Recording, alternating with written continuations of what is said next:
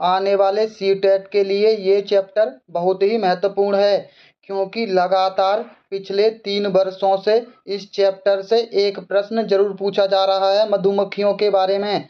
हम आपको प्रूफ दिखा देते हैं। ये पूछा गया था 2021 में, और ये वाला प्रश्न पूछा गया था 2023 में, और ये वाला प्रश्न पूछा गया था 2024 में।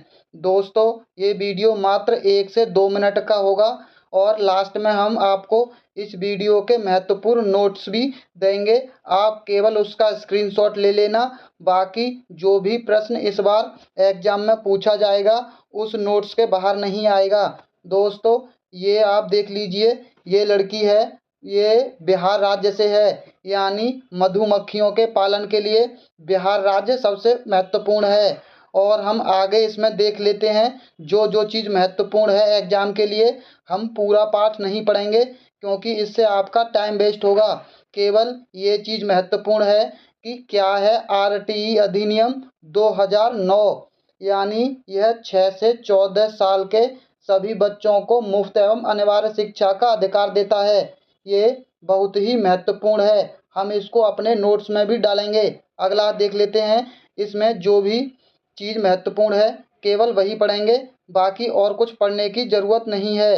दोस्तों, यहाँ एक लाइन दे रखी है, अक्टूबर से दिसंबर तक का समय मधुमक्खियों के अंडे देने का होता है, यानी मधुमक्खी पालन शुरू करने का सबसे अच्छा समय यही होता है, अक्टूबर से दिसंबर।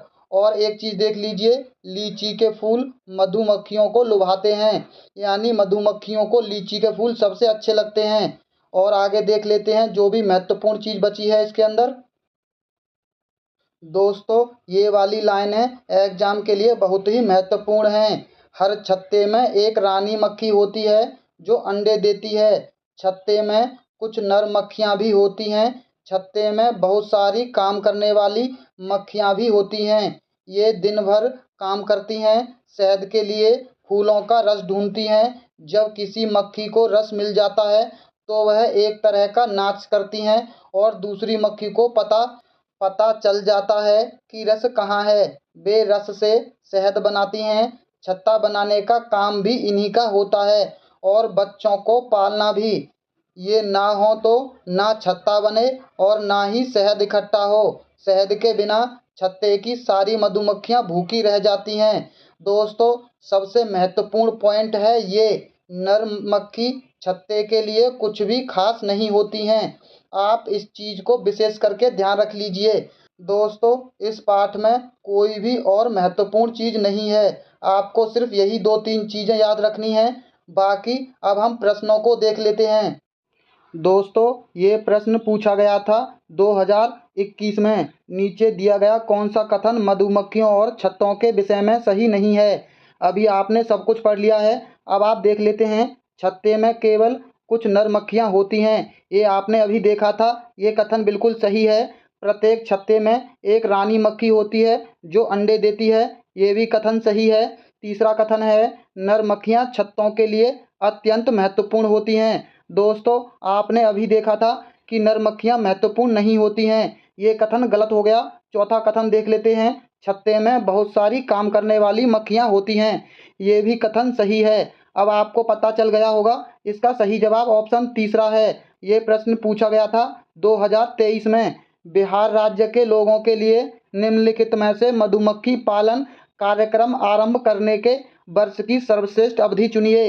अभी आपने देखा था, अक्टूबर से दिसंबर के महीना सबसे सर्वश्रेष्ठ माना जाता है।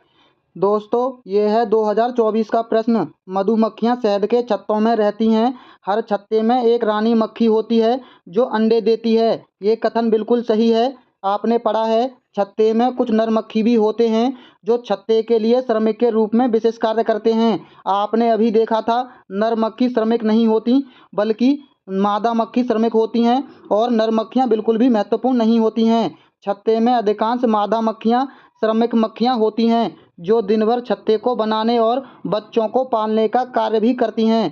चौथा है, श्रमिक मक्खी शहद के लिए रस की खोज के लिए लीची के फूलों के चारों ओर चक्कर लगाते हैं। दोस्तों, चौथे कथन में आपको थोड़ा ध्यान देने की ज़रूरत है। लीची के फूलों के चारों ओर चक्कर तो लगाते हैं, लेकिन वो मादा मक्खियाँ होती हैं। यहाँ श्रमिक मक्खी के रूप में नर मक्खी की बात की गई है, इसीलिए इसका चौथा कथन गलत हो गया है। इसका सही जवाब ऑप्शन पहला है। दोस्तों, आप इस टॉपिक के नोट्स देख लीजिए और आप इसका स्क्रीनशॉट ले लीजिए। आप इसको सिर्फ एक बार पढ़ लीजिए, आपका 1 नंबर हमेशा के लिए पक्का हो जाएगा। तो चलिए दोस्तों, ऐसे ही टॉपिक के लिए आप हमारी वीडियो को लाइक और हमारे चैनल को सब्सक्राइब कर लीजिए। तो चलिए मिलते हैं बहुत जल्द अगले टॉपिक पर।